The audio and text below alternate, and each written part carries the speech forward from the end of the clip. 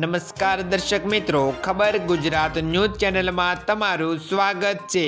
આજના તાજા અને મુખ્ય સમાચાર જાણીએ તે પહેલા ચેનલને સબસ્ક્રાઇબ કરી લેજો।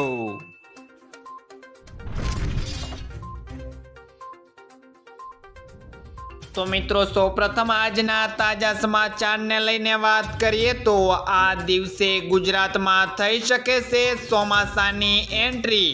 અંદામાન અને નિકોબારમાં 19 થી 21 મે વચ્ચે ચોમાસાની એન્ટ્રી થઈ ગઈ છે।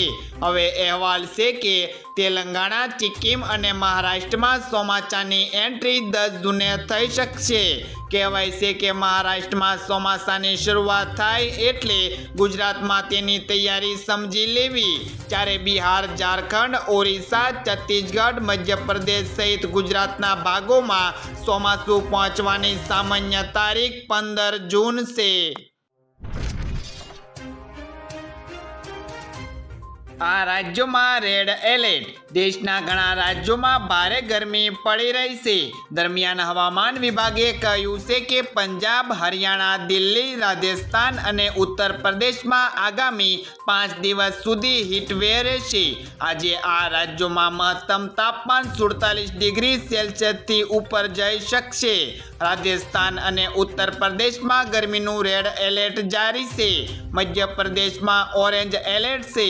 આવી સ્થિતિમાં આ રાજ્યોના લોકોને પોતાને સૂર્યથી બચવાની વ્યવસ્થા કર્યા પછી જ બહાર જવું જોઈએ।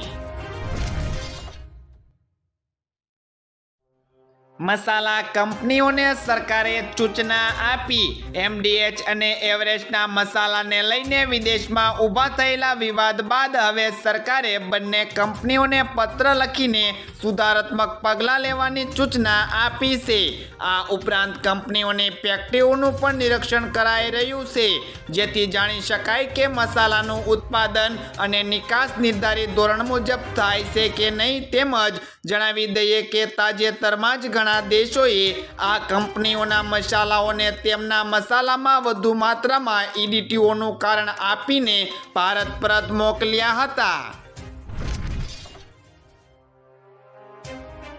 સ્માર્ટ મીટરનું 9 લાખ રૂપિયા બિલ આવ્યું। સ્માર્ટ મીટરને કારણે વધારે બિલ આવતું હોવાનો લોકો આરોપ લગાવી રહ્યા છે।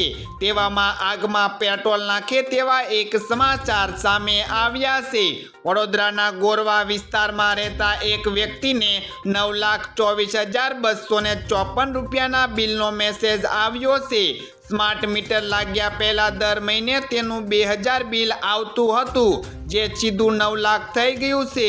જો કે હજુ વીજળી વિભાગ દ્વારા તરફથી આ અંગે કોઈ સ્પષ્ટતા કરવામાં આવી નથી। આ કોઈ ટેકનિકલ એરર છે કે કેમ તે પણ તપાસ કરવામાં આવી નથી। સોનું અને ચાંદી ઓલ ટાઈમ હાઈ પર પહોંચ્યું। સોનું અને ચાંદી આજે ઓલ ટાઈમ હાઈ પર પહોંચી ગયું છે। આજે ચાંદીના ભાવમાં પણ જબરદસ્ત ઉછાળો જોવા મળ્યો છે। આજે ચાંદી 6,071 રૂપિયા મોંઘી થઈ અને 92,444 રૂપિયા પ્રતિ કિલોગ્રામ પર પહોંચી ગઈ છે। જ્યારે 24 કેરેટ સોનું 839 રૂપિયાથી વધીને 74,222 રૂપિયા પ્રતિ 10 ગ્રામ પર પહોંચી ગયું છે।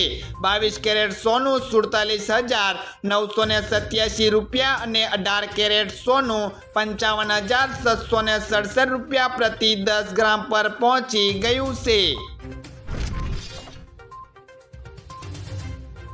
હીટવેવનો કહેર યથાવત, શાળાઓ બંધ। કાળઝાળ ગરમી અને હીટવેવ દેશમાં તબાહી મચાવી છે। હવામાન વિભાગે આ અંગે એલર્ટ પણ જારી કર્યું છે।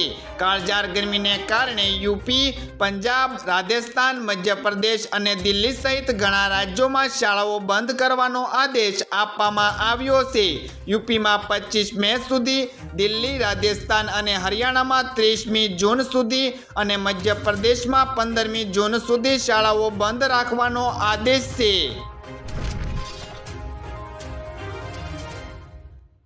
સામાન્ય ઉછાળા સાથે ખુલ્યું શેર બજારની શરૂઆત આજે સામાન્ય ઉછાળા સાથે થઈ છે. સેક્શન 40 પોઈન્ટના ઉછાળા સાથે 73,995 ના સ્તર પર કારોબાર કરી રહ્યો છે. આ સાથે જ્યારે નિફ્ટી 15 પોઈન્ટના ઉછાળા સાથે 22,545 ના સ્તર પર ટેગ કરી રહ્યો છે. Avenue Supermart, Adani Power, LIC, Vedanta Coal India અને મેરીકોમ એ હાલના ટોપના ગેનર્સની અંદર સામેલ છે. આ સાથે જાયડન્સ, હીરો મોટરકોપ, ટાટા મોટર, DVR અને બજાજ ઓટો એ ટોપના લૂઝરની અંદર સામેલ છે. આ મામલે વધ્યો અદાણીનો દરજ્જો. સ્થાનિક શેર બજાર નબળું હોવા છતાં ગઈકાલે અદાણી કંપનીઓના શેર તેજી સાથે બંધ થયા હતા. અદાણીને આનો ફાયદો પણ થયો અને તેઓ અબજોપતિની રેન્કિંગ યાદીમાં એક સ્થાન ઉપર આવી ગયા છે. બ્લૂમબર્ગ બિલિયનર્સ ઇન્ડિપેક્ટના તાજેતરના અપડેટ અનુસાર આજે શુક્રવારે અદાણી વિશ્વના અબજોપતિની કમાણીમાં બીજા સ્થાને છે. ગૌતમ અદાણી $108 બિલિયન ની નેટવર્થ સાથે બ્લૂમબર્ગ બિલિયન્સ ઇન્ડિપેક્ટમાં 15મા ક્રમે છે.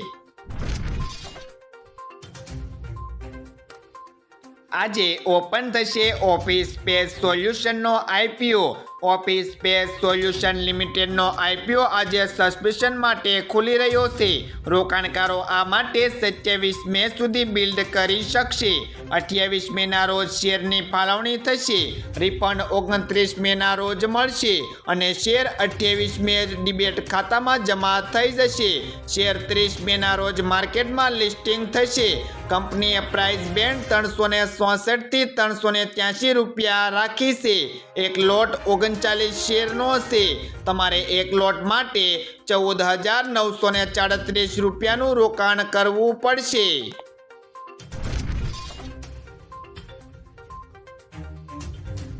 તો મિત્રો, આ હતા આજના સવારના મુખ્ય સમાચાર. આવા અગત્યના સમાચાર જાણવા માટે તમે અમારી ચેનલમાં બન્યા રહો. આભાર.